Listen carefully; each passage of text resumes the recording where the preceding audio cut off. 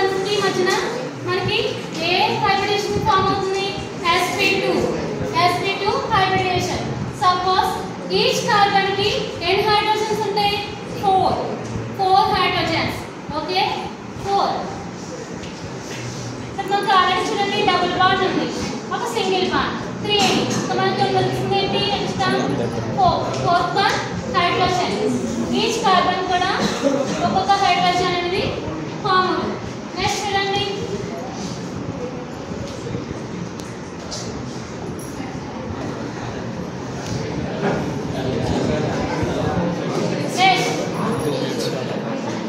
carbon atomic number ఎంత 6 electronic configuration NH2